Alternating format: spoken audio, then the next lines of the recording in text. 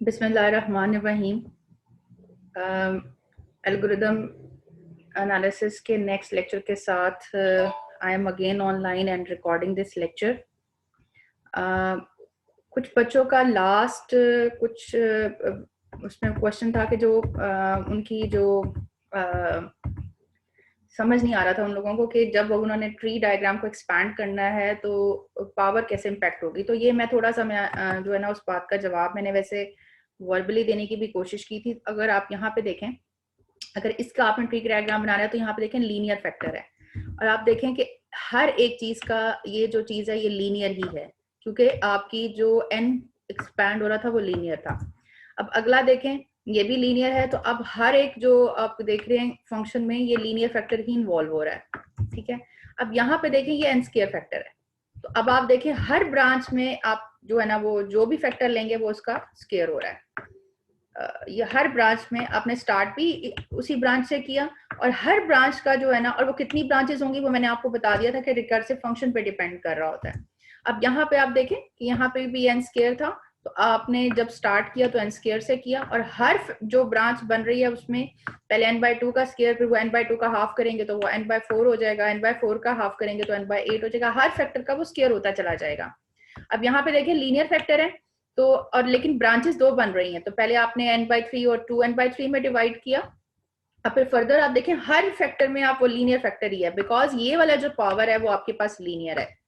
I hope कि ये जिस बच्ची का भी क्वेश्चन था उसकी क्लैरिटी हो गई होगी। आज का जो हमारा टॉपिक है वो है जी मास्टर थ्योरम। मास्टर थ्योरम जो है उसमें आप देखिएगा कि अगर आप रिकर्सिव फंक्शन की सॉल्यूशन अप्रोच की तरफ जाएं तो हमारे पास ये वीक 3 में ये मास्टर थ्योरम थर्ड मेथड है, और मैंने आप लोगों को बताया था कि कॉम्प्लेक्सिटी के हिसाब से सब्स्टिट्यूशन मेथड सबसे सख्त है, ट्री डायग्राम उससे आसान है। और फिर आज हम जो जिसको डिस्कस करेंगे that is your master theorem. अच्छा जी, मास्टर थ्योरम जो होता है ना, सबसे पहले हम इसकी डेफिनेशन देख लेते हैं। लेट टी ऑफ एन, यानी टी ऑफ एन जो कि रिकर्सिव फंक्शन है, बी ए मोनोटोनिकली इंक्रीजिंग। अच्छा, मोनोटोनिकली इंक्रीजिंग फंक्शन होता है और एक मोनोटोनिकली डिक्रीजिंग फंक्शन होता है। अगर आप अपनी कैलकुलस की चीज पे जाएं, जहां पे ये वाला कॉन्सेप्ट आपने तब पढ़ा था जब आप maxima minima increasing function decreasing function पढ़ रहे थे, तब आपने एक कॉन्सेप्ट पढ़ा होगा जिसमें आप कोई चीज जो है वो मोनोटोनिकली इंक्रीज हो रही होती है, यानी पिछली टर्म्स जो होती है उससे अगली टर्म जो है वो इंक्रीजिंग ऑर्डर में होती है। मसलन आप अगर मैं कहूँ तो आप देखो कि n हो गया और अगली टर्म जो है वो n स्क्वायर हो गई, ठीक है, और उससे अगली टर्म जो है वो n की पावर 4 हो गई। तो ऐसी चीज जो है जो कि इंक्रीजिंग ऑर्डर में होती है उसे मोनोटोनिकली इंक्रीजिंग कहते हैं। और ये ज्यादातर कॉन्सेप्ट जो है ये पोलिनोमियल्स में अप्लाई होता है। अच्छा, सबसे पहले ये कि मास्टर थ्योरम ऐसे रिकर्सिव फंक्शन में अप्लाई होगा जो कि इस फॉर्म में होंगे। इस फॉर्म में का मतलब जो है ना वो ये है कि आपके पास एक ही रिकर्सिव फंक्शन उसकी सब रिकर्सिव में डिवाइड हो रहा है। जो भी t का कोफिशिएंट है उसको मैंने a कहा है, n के नीचे जो चीज डिवाइड हो रही है उसको b कहा है, और ये f ऑफ n जो है ये कोई पॉलिनोमियल, और पॉलिनोमियल भी इंक्रीजिंग ऑर्डर में होनी चाहिए। ठीक है, b के ऊपर कंडीशन ये है कि ये a के ऊपर कंडीशन है कि ये 1 या 1 से ज्यादा हो सकता है, ये नेगेटिव नहीं हो सकता। b के ऊपर कंडीशन ये है कि इसकी वैल्यू 2 से स्टार्ट होगी और फिर ग्रेजुअली बढ़ती चली जाएगी।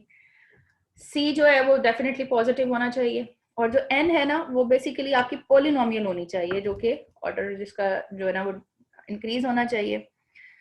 तो ये बेसिक कंडीशन है जिसके ऊपर आप अप्लाई करते हो। अब मैं आपको, अगर ट्री डायग्राम में मैंने एक रिकर्सिव फंक्शन इस्तेमाल किया था, उसमें मैं आपको बताऊं कि ऐसे केस में आप अप्लाई नहीं कर सकोगे। जैसे ये वाला फंक्शन है, इस पे मास्टर थ्योरम अप्लाई नहीं कर सकोगे। क्यों? बिकॉज टी दो जगह पे स्प्लिट हो रहा है। एक आपके पास जो स्प्लिटिंग हो रही है वो आपके पास टी NO3 की फॉर्म में हो रही है, ठीक है, और एक इस पे T2NO। इस पे आप अप्लाई नहीं कर सकते क्योंकि टी एक ही जगह पे एक ही रिकर्सिव फंक्शन में स्प्लिट होना चाहिए। इस पे आप अप्लाई कर सकते हो क्योंकि ये एक ही स्प्लिट हुआ है। अगर यहाँ पे देखो तो ये a की वैल्यू है, ठीक है, और ये b की वैल्यू है, और ये आपके पास वो फंक्शन है पोलिनोमियल का जिसके ऊपर आप अप्लाई कर सकते हो। ठीक है, अब आपको ये मैं बताती हूँ। जैसे इस पे आप अप्लाई कर सकते हो, देखो यहाँ पे a की कोई ना कोई वैल्यू एग्जिस्ट कर रही है, यहाँ पे b की कोई ना कोई वैल्यू एग्जिस्ट कर रही है, और आप यहाँ पे देखो कि ये भी पॉलिनोमियल फंक्शन है और इस पे भी हम रिकर्सिव फंक्शन अप्लाई कर सकते हैं। अब यहाँ पे आप रिकर्सिव फंक्शन अप्लाई नहीं कर सकते क्योंकि ये दो रिकर्सिव फंक्शन की फॉर्म में स्प्लिट हो रहा है, तो यहाँ पे आपके लिए a और b का डिसाइड करना मुश्किल हो जाएगा, तो इस पे मास्टर थ्योरम अप्लाई नहीं होगा। अगर आप इस पे देखें तो इस पे मास्टर थ्योरम अप्लाई हो सकता है। तो I have given you few examples जिसके ऊपर मास्टर थ्योरम अप्लाई हो सकता है और किस पे मास्टर थ्योरम अप्लाई नहीं हो सकता। मैंने अब आप लोगों को यहाँ पे पूरा डिस्क्राइब कर दिया कि जी अगर आपके पास a है, b है और कोई फंक्शन है तो आप इसको 3 हिस्सों में स्प्लिट करोगे। अगर a की value b raise to the power d से छोटी है तो आपके पास केस 1 अप्लाई होगा और जो थीटा बाउंड है वो आपके पास n raise to the power d होगी। ठीक है, अगर आपके पास ये इक्वालिटी होल्ड कर रही है, आपने बेसिकली जो रिलेशनशिप देखना है ना वो a और b raise to power d है। अब 2-3 पॉसिबिलिटीज हैं, या ये छोटा होगा या बराबर होगा या बड़ा होगा। अगर ये छोटी होगी a की value b raise to the power d से तो आपने थीटा बाउंड n रेज की पावर d बना देनी है। अगर आपके पास a जो है वो b raise to power d के इक्वलेंट होगा तो आपके पास जो थीटा बाउंड या बिगो होती है, थीटा बाउंड और बिगो में मैं आप लोगों को डिफरेंस बता चुकी हूँ कि थीटा बाउंड जो है वो फिर अपर और लोअर लिमिट जो होती है अगर सेम क्लास से हो तो हम उसे थीटा बाउंड भी कहते हैं। उसके बाद a is greater than b हो तो हमारे पास ये सिचुएशन होती है। ये 3 केसेस है। ठीक है, अगर आपके पास a डिसाइड हो गया, b डिसाइड हो गया और b raise to the power d के दरमियान में आपने रिलेशनशिप निकाल लिया, तो आपने जब मास्टर थ्योरम अप्लाई करना है तो आपने ये 3 केसेस की फॉर्म में करना है। ये जो है ये आपका केस नंबर 1 है। ठीक है जी, ये आपका केस नंबर 2 है और ये जो है आपका केस नंबर 3 है। मैं इसकी एक्सटेंशन भी आपको बताती हूँ कि लॉगरिथमिक पॉलिनोमियल की फॉर्म में भी ये चीज अप्लाई हो जाती है, लेकिन कहाँ पे अप्लाई होती है वो फिर मैं आप लोगों को एक पर्टिकुलर केस लेके बताऊंगी। अच्छा, अगर आप कौन से केसेस में मास्टर थ्योरम अप्लाई नहीं कर सकते, जैसे अगर आपके पास टी ऑफ एन क्या था, जो रिकर्सिव फंक्शन के अलावा जो चीज थी, अगर वो टी ऑफ एन जो है वो जिसमें ट्रिग्नोमेट्रिक फंक्शन जो है अप्लाई हो जाए, जैसे जिसमें आप ये डिसाइड ना कर सको कि मोनोटोन, नॉट मोनोटोन का मतलब होता है कि आप डिसाइड ना कर सको कि ये इंक्रीजिंग ऑर्डर में है या डिक्रीजिंग ऑर्डर में है। ठीक है, तो उसको नॉन मोनोटोन कहते हैं। मोनोटोन भी होता है कि आप 2 कैटेगरीज में डिफाइन कर सकते हो कि पिछली टर्म अगली टर्म से छोटी है या बड़ी है। अगर आपके पास टी ऑफ एन जो यानी जो एफ ऑफ एन है, एफ ऑफ एन कौन सा फंक्शन था, ये वाला फंक्शन था, अगर ये वाला फंक्शन जो है ये पॉलिनोमियल नहीं है तब भी आप मास्टर थ्योरम अप्लाई नहीं कर सकते, यानी ये अगर ये एक्सपोनेंशियल फंक्शन है। ठीक है, और तीसरी बात जो इंपॉर्टेंट है कि अगर b की वैल्यू 2 नहीं है, 2 से छोटी है, तब भी आप मास्टर थ्योरम अप्लाई नहीं कर सकते। तो इन ये 3 सिचुएशन, यानी ट्रिग्नोमेट्रिक फंक्शन हो जाए उस पर भी नहीं अप्लाई कर सकते। अगर वो एफ ऑफ एन जो है आपका वो एक्सपोनेंशियली ग्रो कर रहा है तब भी नहीं अप्लाई कर सकते। बी की वैल्यू 2 से छोटी है तब भी मास्टर थ्योरम अप्लाई नहीं कर सकते। और मैंने भी आप लोगों को ट्री डायग्राम के थ्रू बताया था कि एक और सिनेरियो होता है जहां पे आप अप्लाई नहीं कर सकते। वो कौन सा सिनेरियो था, जब आपकी स्प्लिटिंग जो है वो 2 एंड्स पे हो रही होती है, जैसे मैंने आप लोगों को ये वाली सिचुएशन बताई थी कि यहाँ पे आप देखो स्प्लिटिंग जो है वो 2 फॉर्म में हो रही है। ऐसे केसेस में भी मास्टर थ्योरम अप्लाई नहीं कर सकते। अब हम इसकी फ्यू एग्जांपल्स लेते हैं जी, जिसमें हम बताते हैं कि जी मास्टर थ्योरम अप्लाई कैसे करना है। अच्छा जी, ये एग्जांपल है, आपने इस वाली रिकर्सिव फंक्शन के ऊपर मास्टर थ्योरम अप्लाई करना है और अब हम इसके पैरामीटर्स देखते हैं कि जी क्या होता है। अच्छा जी, यहाँ पे मैंने आपको बताया था कि जो कोफिशिएंट ऑफ टी होता है यहाँ पे ये a होता है, तो इस वक्त आपके पास ये 1 है, तो a की जो है वो वैल्यू जो है वो 1 है। n से जो फैक्टर डिवाइड हो रहा होता है वो b होता है, तो इस वक्त b जो है आपके पास 2 है। अच्छा, ये आपका जो फंक्शन है ना ये f ऑफ n है। ठीक है, ये पॉलिनोमियल है। ठीक है, पॉलिनोमियल क्या होती है, जिसके n की पावर पॉजिटिव होती है। जब पॉजिटिव होती है तो या वो डिक्रीज हो रही होगी या इंक्रीज हो रही होगी। अब आप देखो कि इसमें हाईएस्ट पावर क्या है, विच इज 2। ठीक है ना, एक लीनियर पावर थी और ये इंक्रीज हो रहा है। अब आप डिसाइड कर सकते हो ना, n है, इसका n स्क्वायर है, तो ये मोनोटोनिकली इंक्रीजिंग फंक्शन है। ठीक है, तो इसमें आपने हाईएस्ट पावर जो है ना वो ले लेनी होती है। d जो होती है ना इसकी हाईएस्ट पावर होती है।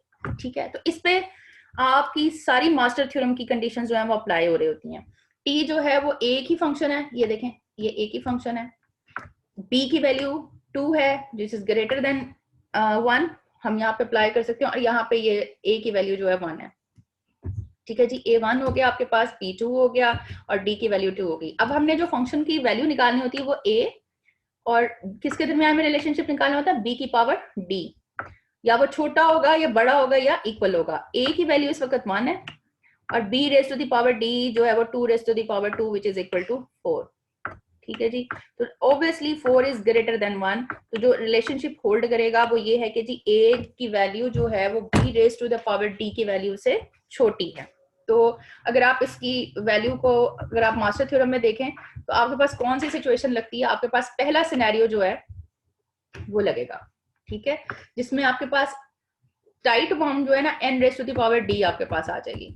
तो अब आप यहाँ पे देखो कि मेरे पास टाइट बाउंड जो है वो n raise to the power d, n जो है वो जेनेरिक है और d इस वक्त आपके पास 2 है, तो इसकी बिगो क्या बन जाएगी, या बिगो इसको हम ये भी क्या, इसकी बिगो भी n स्क्वायर ही होगी। आपको याद होगा कि बिगो और ओमेगा वाली वैल्यू जब मैच करती थी तो हम कहते थे थीटा बाउंड एक क्लास है, हर किसी क्लास की थीटा बाउंड एग्जिस्ट नहीं भी करती थी। तो अब आप देखो बिगो भी इसकी यही है और थीटा बाउंड भी इसकी यही है, और डेफिनेटली अगर हम यहाँ पे ओमेगा वाली वैल्यू निकालें वो भी n स्क्वायर ही होगी। एक और एग्जांपल कर लेते हैं। अब आप मुझे यहाँ पे बताओ a की वैल्यू क्या है, a की वैल्यू क्या होती है, जो कि t का मल्टीपल होती है विच इज 2।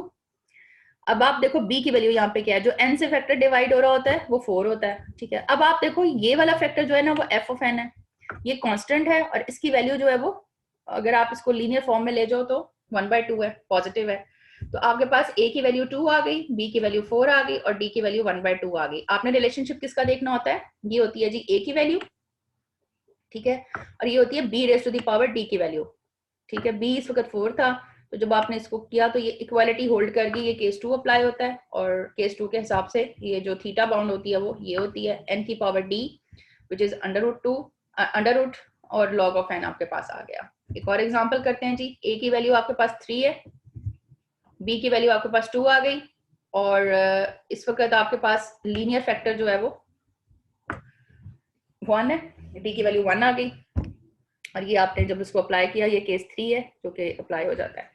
अच्छा, इसके अलावा इसको एक और सिचुएशन में भी मास्टर थ्योरम को अप्लाई कर सकते हैं, जिसमें आपके पास अगर f ऑफ n जो है ना वो log n की पावर log हो या log ऑफ k n की फॉर्म में हो, तब भी हम इसको अप्लाई कर सकते हैं। इस केस में क्या होगा कि n की पावर log जो आपके पास चल रही होगी वो, और जो नेक्स्ट फैक्टर है वो log की पावर k+1 हो जाएगी। k वो जो है जो यहाँ पे पावर में इन्वॉल्व हो रहा होगा। एक एग्जाम्पल करते हैं तो आपको ये चीज ज्यादा समझ आएगी। यहाँ पे a क्या है जी 2, b के आपके पास 2 है, ठीक है, और जो ये है ये पॉलिनोमियल यानी पॉलिनोमियल भी है, ये एग्जैक्टली पॉलिनोमियल तो नहीं है लेकिन ये लॉगरिथमिक पॉलिनोमियल है, ठीक है। तो इस हिसाब से आपने पहले n फैक्टर ये वाला फैक्टर ले लेना होता है, ठीक है, ये आपने n फैक्टर ले लिया और इस n फैक्टर में आपने यहाँ पे k की वैल्यू, k जो है बेसिकली लॉग की पावर थी, ठीक है। इस वक्त लॉग की पावर आपके पास क्या है, सॉरी, अब आपके पास लॉग की पावर 1 है, ठीक है, यानी k जो है वो आपके पास यहाँ पे 1 है, लॉग की पावर यहाँ पे k जो है वो 1 है। तो आपने जब आप इसको अप्लाई करते हो तो देखो log k+1n, तो इस वक्त आपने 1 की जगह पे 2 ऐड किया तो log 2n आपके पास कंडीशन आ गई। ये 4 केसेस आपके मास्टर थ्योरम के हैं और ये सबसे आसान है इसमें अप्लाई करना। और आप अगर आप इसकी एक्सरसाइज पे फोकस करो, मैंने आप लोगों के लिए एक एक्सरसाइज बनाई है जिसमें आप को कुछ प्रैक्टिस क्वेश्चंस दिए हैं। यहाँ पे a की वैल्यू 3 है, b की वैल्यू 2 है और d की वैल्यू 2 है और डिफरेंट केसेस मैंने अप्लाई किए हैं। हर किसी पे मास्टर थ्योरम नहीं लगेगा और जहाँ पे स्पेसिफाई कर दें, जैसे आप यहाँ पे 3 पे देखो, यहाँ पे मास्टर थ्योरम नहीं लगेगा। रीजन कि ये 2 raise to the power n है which is not a polynomial. अब आप 4 के केस में देखो, यहाँ पे भी मास्टर थ्योरम नहीं लगेगा। लेकिन अगर आप 6 केस देखो, यहाँ पे मैंने आपको जो 4th केस बताया है वो आपका यहाँ पे लग जाएगा एंड सो ऑन। ये कुछ प्रैक्टिस क्वेश्चंस हैं, मास्टर थ्योरम अप्लाई करने के बाद इनको अटेम्प्ट कर लीजिएगा। जैसे क्वेश्चन नंबर 22 है, ठीक है, इसमें आपके पास कॉस की वैल्यू इन्वॉल्व हो जाती है, you can't apply master theorem over here. तो ये बेसिकली 3 बेसिक कंडीशंस हैं और एक इसकी क्रॉलरी है जो कि फर्दर एक्सटेंड की जाती है on the basis of previous situation. तो मेरा ख्याल है मैंने कॉन्सेप्ट ऑफ मास्टर थ्योरम आराम से समझा दिया। आप क्वेश्चंस आर मोस्ट वेलकम, इन एक्सरसाइजेस को अटेम्प्ट कर लीजिएगा and do ask if you have certain problems, your questions are most welcome. Thank you so very much.